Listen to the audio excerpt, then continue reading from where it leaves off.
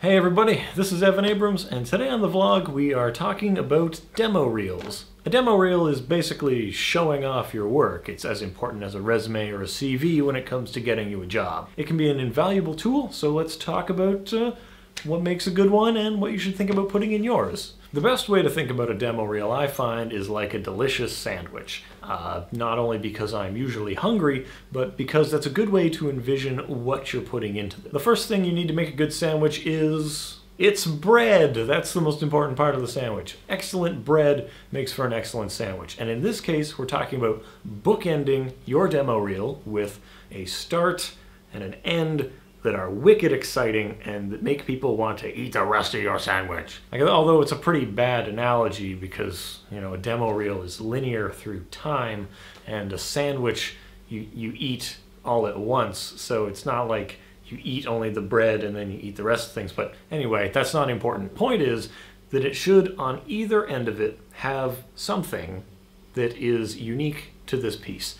So usually people put in their name and a way to contact them and what they do exactly. For me, it would be Evan Abrams, evanabrams.com, and motion graphics designer and animator.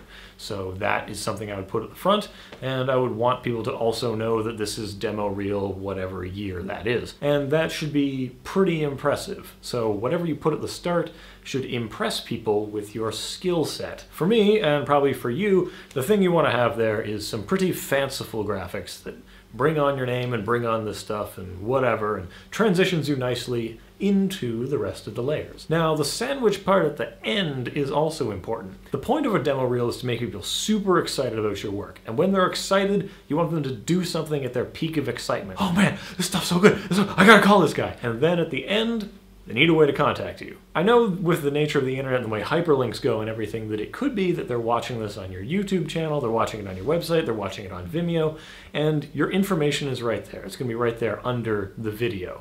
But that's like an extra step and they have to look to find it. You wanna make kind of the last ending be, again, just like it was at the beginning. It's your name, it's what you do, it's how you get in contact with you.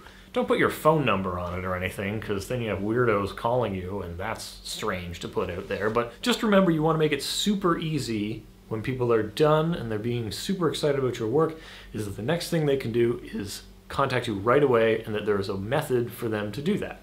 So that's the bread part of your sandwich. When it comes to the meat in your sandwich, don't think about just meat, but meat and vegetables and cheeses and like mustard is important. In fact, let's think about music as the mustard of your demo reel. It imparts a certain flavor to it, and it really just brings the whole thing together, you know? It's just good like that. So you want to have music that kind of dictates the flow and pace of this demo reel. So generally you're looking for something that's 1.5 minutes and less, and you want it to have fairly steady counting beat that you're going to be able to put in things that are going to fit into those beats so that the changes happen on hits and they happen naturally. So when there's like a low part, or you know, it's just before the drop, you know, you can have all sorts of things that go along with those so that it feels like this piece was made with this music. Think of it like you're making a music video collage out of the work you've already done. Alright, so that's enough about mustard. I guess we need to talk about the things in the sandwich. So you've got meat in there, which is, think of it like the primary thing that you do. So if you're a motion graphics designer, what is your specialty? What makes you awesome? So make sure that that takes up a big chunk. And then you've got the lettuce in there, so you want to have some parts in there that, you know, kind of offset that show that you have versatility in what you do, that you don't only work in one style. If you do only work in one style, that's good, but the job will probably go to someone who can work in many styles. You'll find often if you're working in a production house, many clients come in with many different styles, so their branding is going to require you to be adaptive. So you don't want to show that you're a one-trick pony. You really want to show off your ability to change gears. So are they all vector-based? Can they make something look hand-drawn? Can they do all of these things? The one thing they're looking for is consistent quality, not consistent style. So you want to show that you're able to do many things very well. Now, when it comes to like cheese and stuff like that, the only thing I can say is that in a sandwich, you want to make sure that your meat and your lettuce layers are buffered by cheese layers. Just, that's sort of a sandwich building thing, but also you don't want your lettuce touching your bread. I don't know what this has to do with reels, but one thing that's important is if you don't have enough material, remember that you don't want to make it a bunch of little sandwiches. So let's say you only have 3 pieces for the whole year. You have A, B, and C.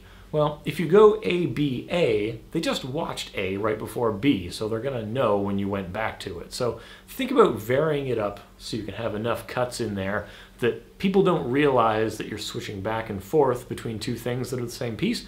Or, if you are going to do that, make sure that they're at logical places that are distinct and separate. Don't just have it go A, and then you cut A, and then it's going to continue on the other side of B, making B just a pause in the A. That's not good, unless it was a natural pause, and like I said, you're waiting for the drop, and then it drops. So make sure that there is structure and there is pacing and that kind of thing.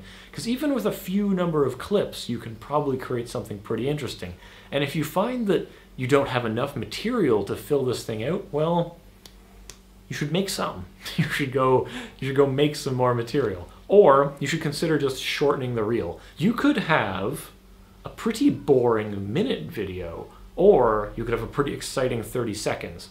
So always consider that in your pieces, that is it better that I have a long video, or is it better that I have a more condensed and interesting, shorter video?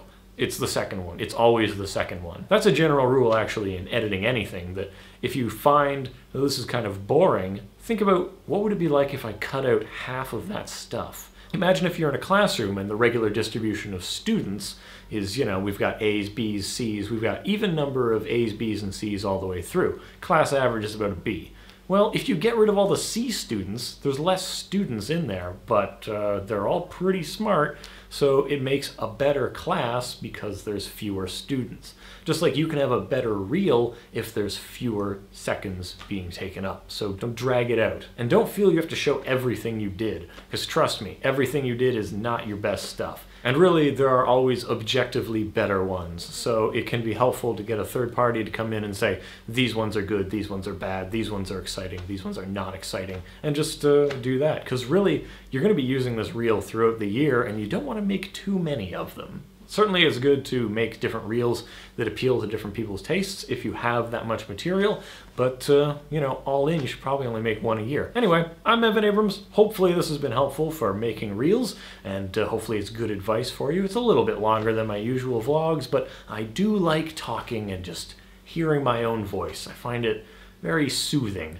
Anyway, if you enjoy motion graphics and VFX, you should definitely subscribe to this channel. It's not always vlogs. In fact, it's mostly tutorials that happen on Saturdays. There's a new one every week. Sometimes there's a new vlog every week, and it's all pretty good stuff, I'm told. So stick around and enjoy. And if you subscribe, then we'll see more of each other.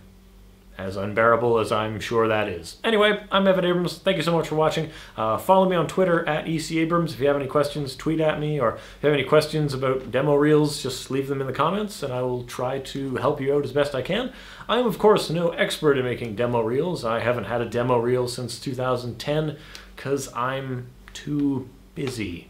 Just too busy working to make a new resume. And I think that often happens to people. So you'll find that maybe earlier in your career you need to make a lot of demo reels, but later on it's not even remotely important to your day because you are so awesome.